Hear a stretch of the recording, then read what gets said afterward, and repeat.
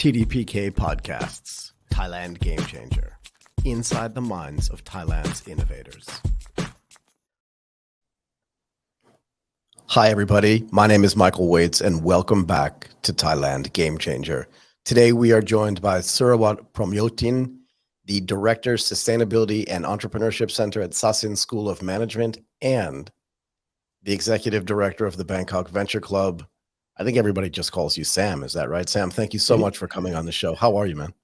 I'm great. Thank you so much. Really good to see you, Michael. It's great to see you too. I've been waiting for this for like 20, maybe 25 years, I think. Really, it's great to have you on. I really appreciate it. Thank you so much. It's my pleasure. Let's get a bit of your background for some context. Sure. If I rewind all the way back just for a moment. So genetically, I'm 100% Thai. So both my parents are Thai. But I was, the way I like to put it, I was made in America. So born and raised there. It's part of the reason for my shape and style. And so I was there and grew up in California. Ended up going to UC Berkeley for electrical engineering and computer science. And after that, I was in Silicon Valley for approximately 10 years in the semiconductor industry. So in a lot of ways, that's where sort of my de facto MBA began.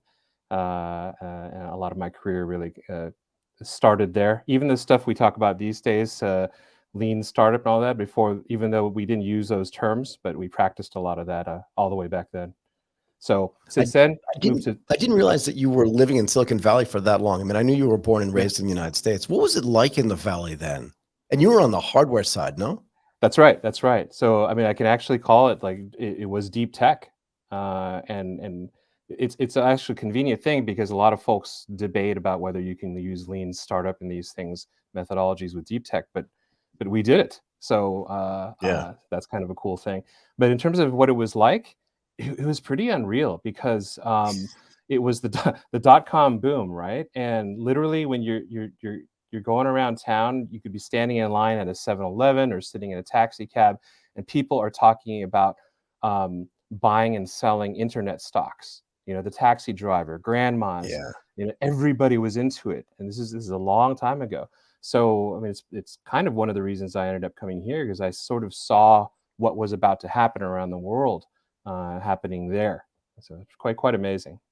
So were you speaking Thai in the house and then getting educated in English? Yes, for the most part. So we typically speak Thai with our parents, although we can speak English, like if we could go outside and in certain contexts. But I say that because with our between the brothers, we tend to speak English. It's really kind of weird. So, but yeah. So it's a mix. Very lucky though, because then I wouldn't be able to do a lot of things I'm doing here in Thailand because I use Thai a lot. Right. So a lot of kids that grow up that way, right? They resent the fact that they have to speak the other language. Like, come on, mom, I know you speak English. I see you doing it at the supermarket and at the restaurant. Cut me some slack over here, right? But at the end of the day, the parents know. I've had this with my daughter, right? One night we were out in Tokyo when she turned 10 years old. And I was ordering something at like a yakitori place, right? So directly to the guy who was cooking it. And she tapped me on the shoulder and she said, Michael, I thought you said you didn't speak Japanese. And I said to her, no, I just said I don't speak Japanese to you. She was like, that's so mean. And I said, mean? I said, how good is your English? She said, it's perfect. I said, how good is your Japanese? She said, it's perfect. And I just looked at her and went, you're welcome. And there you go. I'm not kidding. Yep. Not kidding. But how do you remove yourself from that Silicon Valley environment where it must be so intense, right? In other words, if you're in the line at 7-Eleven and grandma's talking about, should I buy more eBay stock, or, oh my God, I can't believe I shorted it. Right. Because that's what it was back then, right? Yes, it was. Yes. How do you leave that and say, you know what, I think I'm going to, because for you, it's not even going back to Thailand. It's going to Thailand. Yeah. So it's correct. Kind of a different thing. It was scary. It was scary at first. I mean, I had the family and I had come back to Thailand occasionally for sure. Right. But the prospect of transplanting and, really fully moving here was daunting. It was scary, lots of uncertainty.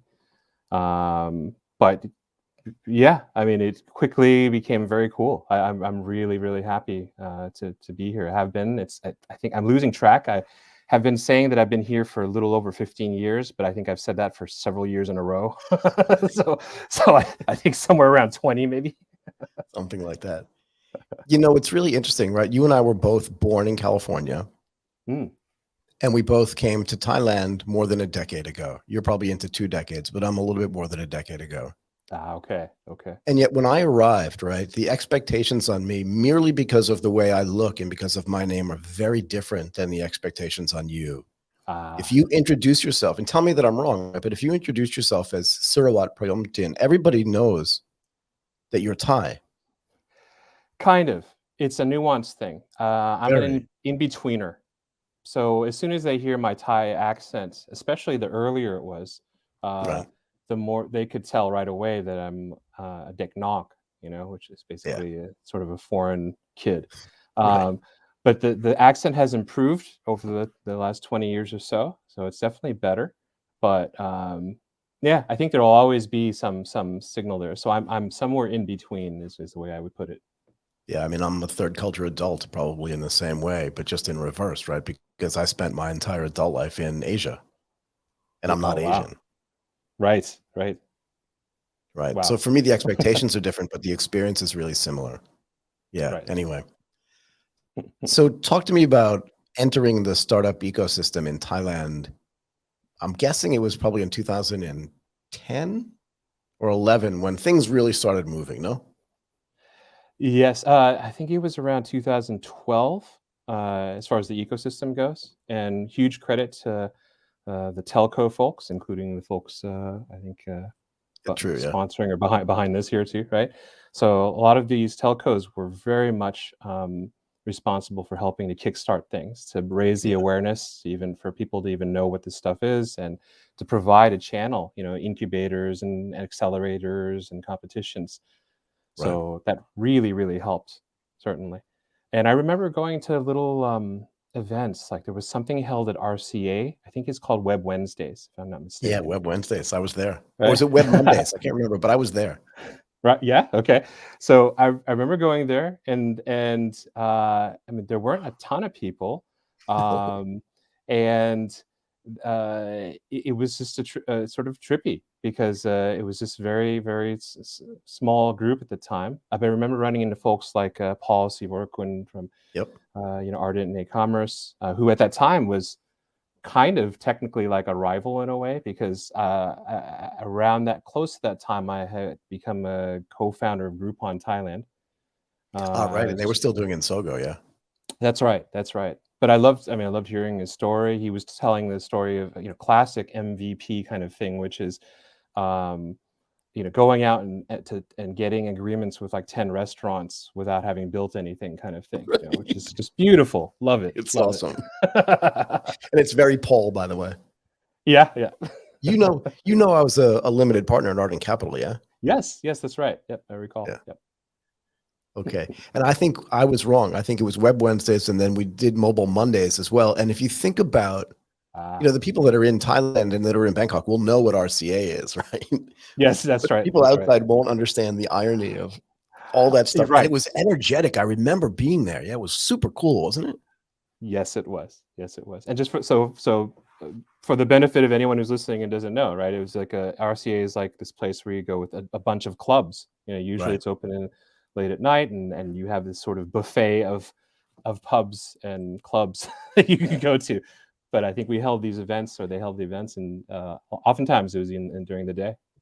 Yeah, it was super cool. Super duper cool. Okay. Let's talk about today. What Sure. is this thing you're doing now, the Sasin Sustainability and Entrepreneurship Center? Okay. So it is a unit inside of the Sasin School of Management. Some people might say it's similar to what some places would call a center of excellence or something like that. But in my own sort of just basic terms, it's a unit, first of all, comprised of about a little more than a dozen people, and we do things both for internal and external stakeholders. So just to be really clear, it's not like we're doing things just for our own students. We certainly do that too, but we do a Right. lot of things for the broader community, that has to do with either sustainability, entrepreneurship, or the thing that we especially love is the intersection between the two. Because one of our theses is that in order for either of those things to be successful, for sustainability to really be successful, you need entrepreneurial mindset and you need innovation. You need these things to help it make it happen. And then likewise, to be really ultimately successful with entrepreneurship, you do need to have sustainability in mind. And I have to make a brief note because I kind of take it for granted now, having done this for a little bit Right. now, is that sustainability does not just mean only the environment. A lot of people will associate it with that right away, or some people would say tree huggers or something like that. No, no, no, no. It's a whole big, broader, much broader thing, and it's ultimately about being able to do things that last. So even in Right. just simple economic terms, right? Just think basic startup stuff. Even like there are folks that are growing like crazy, using the rocket fuel of venture capital. But if like fundamental things like unit economics or product market fit or retention aren't there, it's not going to last, right? And so No. so that's like a real mini version right there, but in pure economic terms. But yeah, it extends all the way on out. So, anyways, we work at this intersection, and so tangibly, some of the things we do. It's a very long laundry list, so I'll just give you a few samples. One is we run Asia's longest running global student startup competition. It's called the SCG Bangkok Business Challenge. We've been running it for next year will be 20 years now that we've done this. Wow. And we have like over 200 folks, let's say the last couple of, each of the last few years, over 200 applicants from 6 continents come or apply. Pre-COVID, they literally come, right? Yeah. And then, yeah, and they're really, really strong. I mean, candidates from a lot of the top universities from all around the globe. Yes, the US, but also in Europe and Asia, just all over the place. And a lot of it tends to be heavier on deep tech, just because a lot of deep tech universities tend to generate a lot of deep tech. Yeah. But it's not exclusive to that. So that's one example. Another one is Sprint, which is Thailand's first deep tech accelerator. Run several batches of that. Do a lot of capacity building through programs like previously the SSI by the SET. And then more recently, even more hardcore deep tech is we are co-founders of something called Med Ventures, which is something that was Right. initiated by some folks in Chula. It's awesome, beautiful med tech, and it's the kind of med tech that uses really global practices where you're getting down to the kinds of things that are taught at like a Stanford or Who's the person that runs similar that? schools. One of the folks is Ansuri. I mean, it's a whole team, but she's the one that we work with the most and Right. give a huge amount of credit to. Yeah, So you have to amazing, promise me that amazing. you have to promise me that you're gonna help her get on the show as well. Sure, certainly, certainly. Oh, she's amazing. Yeah, she's got to get in. She is amazing, actually. She's really Yes, amazing. Yeah, we've met. yes, I yes. mean, I've been at Chula a lot, as you know. I Mhm. was a visiting teacher there, and I work with Dr. Ronnie on some of the stuff that he's doing, so familiar with it, but was Ah, not familiar with the SEC. Um, okay.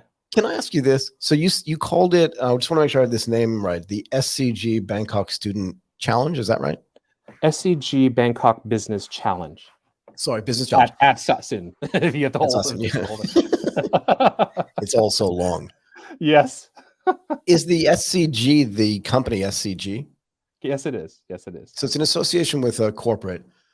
I just want to understand, and maybe for the listeners that are outside of Thailand, understand sort of the nuance and the subtleties around corporate venture building and corporate venture capital, Mhm. particularly as it relates to this type of competition. Can you talk about that at all?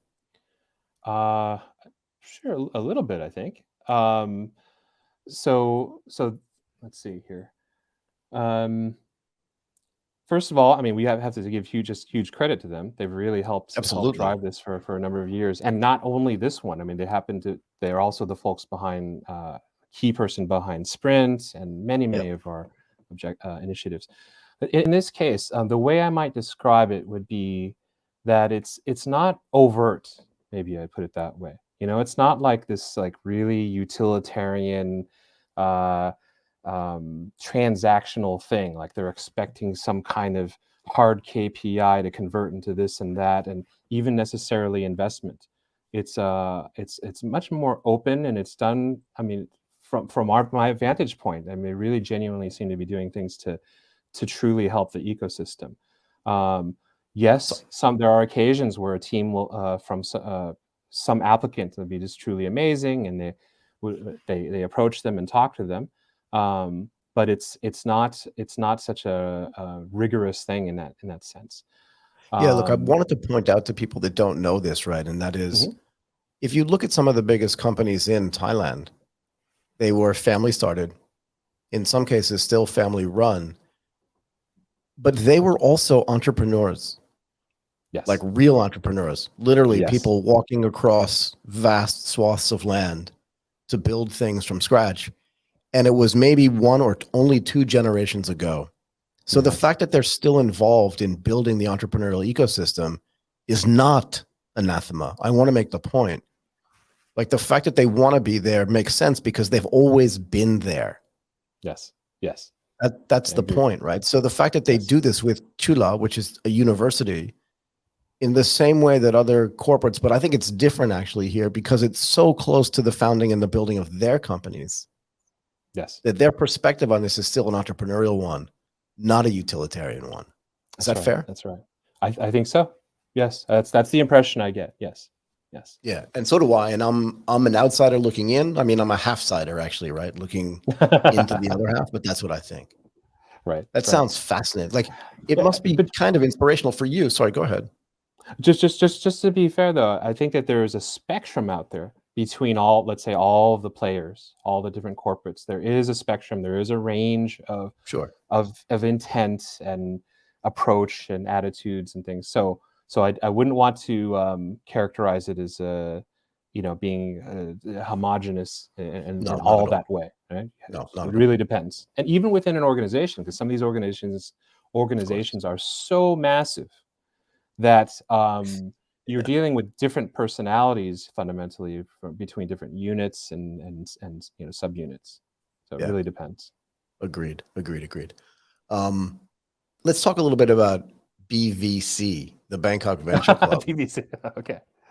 Sure, sure. So the Bangkok Venture Club, first of all, a lot of folks refer to it as an angel group, which isn't entirely wrong, but that's only part of the story. It's really a collection of many different types of folks. It's almost 600 members that include angels, VCs, CVCs, private equity, accelerators, incubators, uh, uh, and a lot of senior corporate executives who are not necessarily there on behalf of a CVC per se. Right. So they could be an angel potentially, or they could be an advisor, or they could partner in some way. So it's a myriad of interests, and they're not only all from Thailand. In fact, there are quite a few people that are from around the region, some in Europe, some Interesting. even in the US and Silicon Valley, Australia too. So yeah, it's a really great broad range of people. And so what do we do? So we started around 2014. By the way, huge credit to our two founders, Mark Wolf and Kunjo Chawapat. Um, Mark actually was a member of this type of organization that appears to be the very first one of its kind in the US, if not the world. It was called, I think, the Puget Sound Venture Club, if I'm Oh, not wow. mistaken. And this goes so far back that some of the folks in there were, one of the people who pitched, I think, was Howard Schultz for Starbucks, like and I think Mark, it's like sort of this infamous thing. Mark talks about how everybody turned to him because at the time he's one of the biggest mall development people, I think, in the country. And he said, so the way he says is like, Wolf, what do you think? And it's like, "Ugh, who would pay $3 for a cup of coffee?"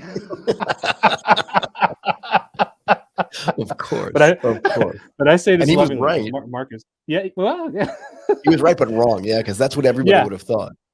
that's right, that's right.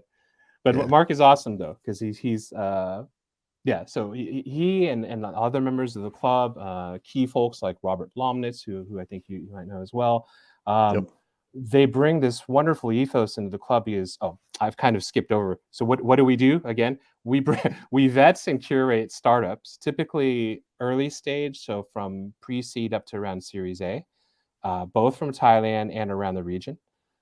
Certainly leaning more towards Thailand just because of proximity and convenience. But and they go through a screening committee, and we vet some, then typically a small handful to pitch at what we call our general meeting, which you've been to before. You've I've been. right.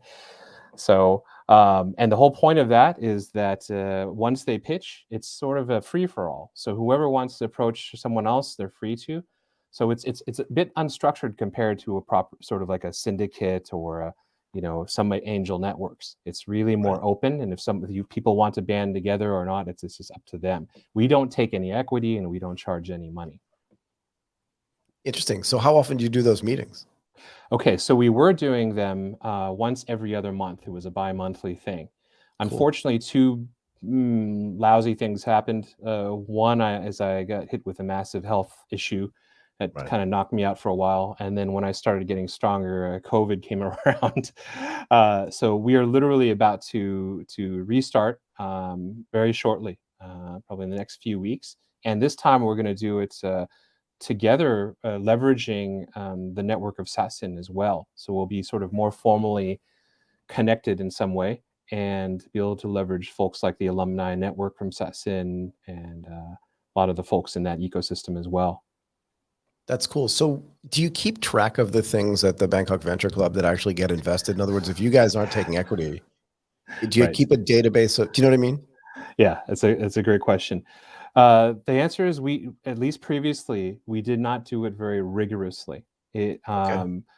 particularly because of the way that we participated, right? So Right. it tended to be more anecdotal. Sometimes literally I'd be somewhere and someone who pitched to us 6 months ago, a year ago, runs into me and says, "Hey, by the way, Sam, thanks so much. Yeah, we got funded by so and so." I'm like, "Really? That's great to hear." Wow. So we Who weren't knew? rigorous because we were quite time poor. We were really Yeah. volunteering our time and our passion to do Right. this at the time, and that's one of the reasons why, again, if we can leverage our infrastructure at Sasin, it should be able to be a bit more rigorous going forward. Are you going to do them at Sasin as well? Or are you going to do them at sort of ballrooms and stuff like you used to do? Oh, I think we would likely do it at Sasin. We've got nice, beautiful new facilities that we've renovated, so it's perfect for that. So that's if or when COVID gets a bit better, though. Yeah, definitely let me know. I'd love to participate. I I want would to love to talk have you about there. it. Yeah, I'd love to be there. I'd love to, and maybe I'll pitch too. Who knows? Cool. I have a few ideas. I Okay. want to talk about there are certain things that people do and don't know about investing and startups. And I kind of want to make a distinction between what you like to call it, right? So an innovation driven enterprise and a small and medium sized enterprise. And both of them are legitimate if you start from scratch.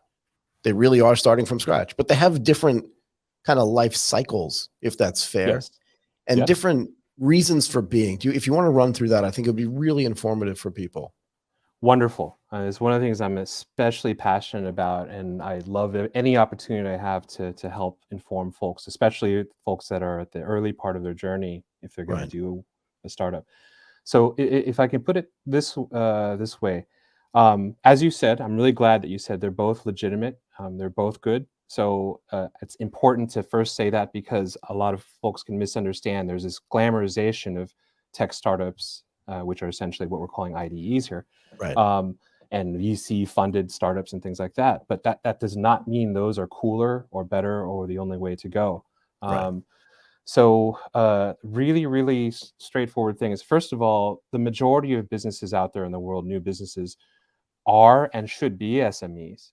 Um, and startups and tech startups or IDEs, which get VC funded, is a very, very particular kind of variant or animal within all of that. And Yeah. it's a tiny sliver of the whole world of new businesses, right? And they're typically driven by really massive innovation, and they have massive scalability, Right. right? And these kinds of attributes. But the reason that we like to talk about this is the common mistake we see, especially like at Bangkok Venture Club and other places where people pitch, is that so many people do not have a clear understanding of the difference. And what it impacts is that, for example, someone could be building something. It could even have tech in it. It looks good. They've got good traction. They might even have revenue, might even be profitable. But they're somewhere in their plan, they are planning and hoping and expecting to one day raise capital from, let's say, VCs. And the problem is, if they don't fit these criteria of what makes this type of company, which is an IDE or a tech startup, they will be unable to raise that money from those folks. Right. Right. And that can be really devastating, because people can spend years of their time and resources only to find this out. And if they have planned with this assumption that they're going to raise capital that way, they can be in trouble, because some business models, they sort of rely on building up traction and things and not necessarily generating cash, so you can't sustain yourself. So in other words, you've made yourself dependent on outside capital. Right. But you've made something that will not be able to raise that capital because you are not a tech startup or an IDE. So it's super important to understand this difference. And then, so again, just to make really clear, so what is the difference? I know there's several different ways. There's so many cool definitions, right? But I want to make it super practical, which is that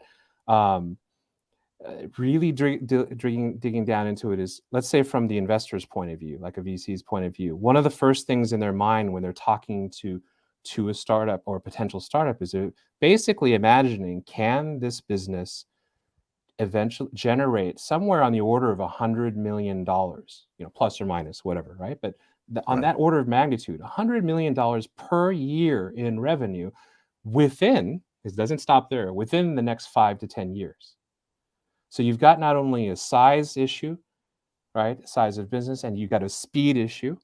And then a corollary to the size issue is it also means you have to be playing in a market that's very big. You can't say, I'm going to make $100 million in a market that is $100 million big. That means you're going to be a monopoly. So, or a liar, but yeah. yeah, there you go. So, and closely tied to that is also about the markets you're going after. So if you're hyper local, which is a big problem I see in Thailand, even exacerbated in deep tech and med tech too. So folks have a good heart, and they think that they want to do something and not be greedy, and they want to help Thailand specifically. However, they then box themselves into a situation where, again, they will probably not be able to raise VC funding. And that might be okay if you're building a business that could use or not use VC funding. However, when you get into deep tech, you get into these situations where you need a lot of money, a lot of funding to get through what's called the valley of death, to get through FDA approvals and testing and R&D and all this stuff. So the point of it all being that you really, really need to understand, people need to understand this as early as possible, so they don't end up in a situation that is really, really depressing. But depressing is actually a really good word, right? Because if you're building an SME, and let's give some numbers, right? In a country like Indonesia, there are like 60 million SMEs. It's not small. That's right. And in Thailand as well, I forget what the number is, but it's like 30 to 40% of the economy is built on the back of SMEs. It's a real number. Right. Yes, it is. But those businesses aren't scalable per se. Right. It took time to build, so it wasn't in a 5-year window. Right. And the market that they even attempted to address, I don't want to say it's small, but I speak in relative terms, right? But it's smaller than I need to get to $100 million of revenue in 5-year market that you're discussing right now. Correct. What I like to talk about is value judgments. I don't want to make a value judgment and say, don't build that business, or that's not super cool, because to be fair, all of the gigantic businesses in Thailand and in Malaysia, and frankly, even in the United States, started off as, let me solve this local problem, and then turned into a national problem and got solved. And that was like the genesis of Exxon and US Steel and the CP Group and SCG, which we discussed earlier, right? So it doesn't mean they can't grow and be huge. That's right. But it's probably not a 5-year life cycle. Right. And that's why it's weird when some people say, wait a second, how did that startup get a $5 billion valuation in 4 years? And that's the difference.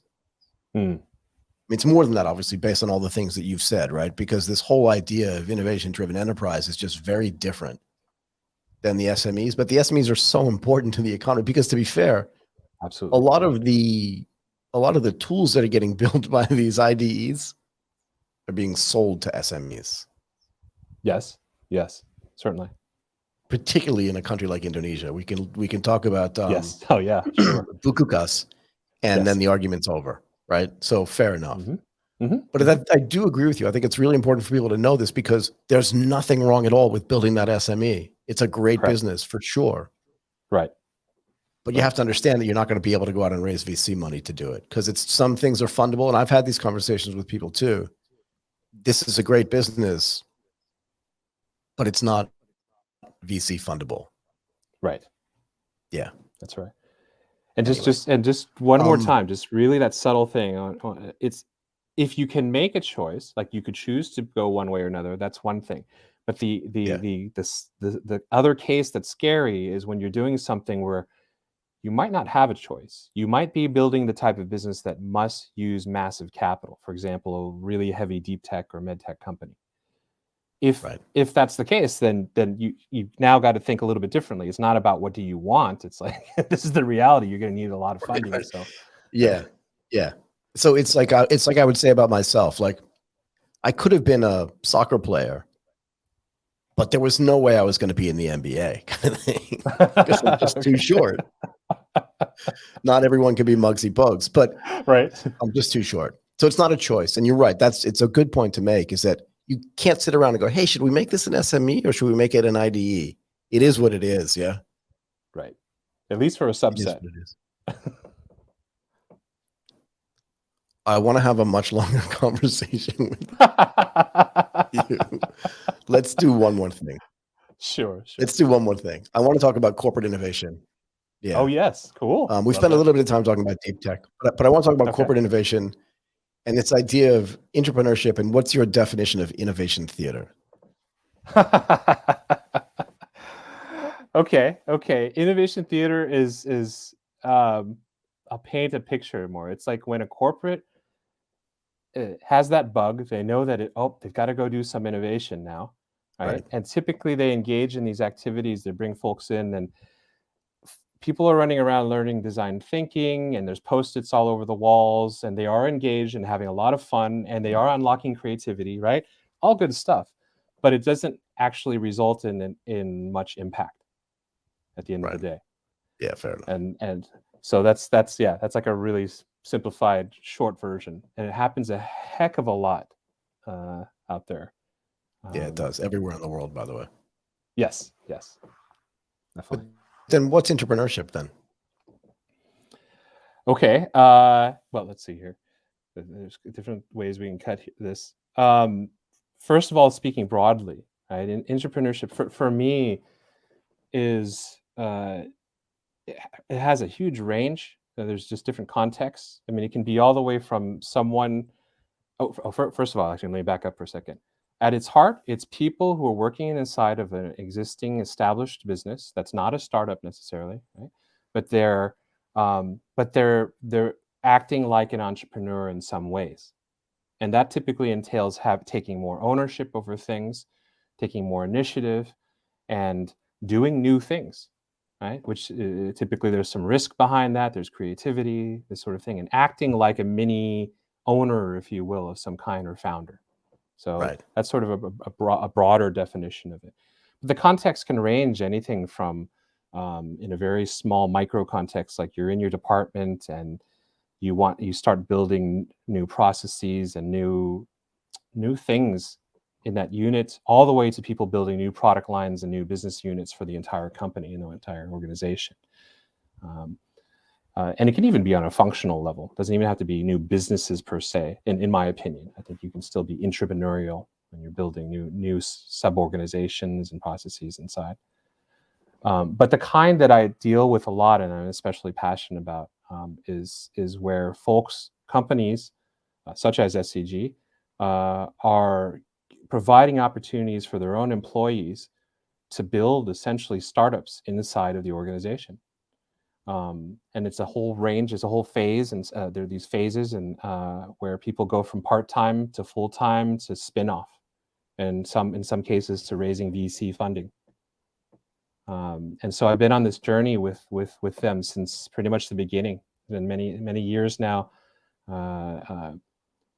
Still fondly remember a conversation between some of the key folks embarking on this, and we're at a Starbucks, and it was just a question like, do we think this is possible? Can corporate people, what some people would consider to be dinosaurs, right? Do this? And we were like, yeah, why not? And we think that not only could they do it, but if we can kind of guide them or coach them the right way and unlock certain things, they could do it in an especially good way, or they could do it very well, because they have a lot of advantages that they could utilize as well. Yeah, So, I mean, yeah. I was gonna say, I'll leave you with this. I feel like I've taken up way too much of your time, but I'll leave you with this as a thought. So Hanno Stegman was on another one of my programs. He's the managing director and partner at BCG Digital Ventures. And their whole contention is that all innovation at some point is going to come out of existing corporates, because they already have the resources and they already have all the customers, and that if they can learn some of the things that they need to be able to innovate and allow that innovation to take place, that should be the center of innovation. He makes a really good case about it. And that's how they base their whole fund on it as well. So these are not just thoughts that you're having, for sure. Right. Yeah. Okay. Makes sense. Look, we've left a lot of stuff on the table, but we can have you back on again. We can have you on every other week. Would love to. Oh yeah, there's a lot of stuff I would love to share with you. And and I also think that there's and there are a lot of ways we can actually have people from the Bangkok Venture Club and have some people from Sasin Sustainability. There are plenty of ways to work that out. Okay, let's thank Sam Surawat Promyotin, the Director of Sustainability and Entrepreneurship Center at Sasin School of Management, and the Executive Director of the Bangkok Venture Club, and one of the most generous and kindest people in any ecosystem, really. Thank you so much for doing this, Sam. Thank you. Thank you so much. Take good care. TDPK Podcasts, Thailand GameChanger. Inside the minds of Thailand's innovators.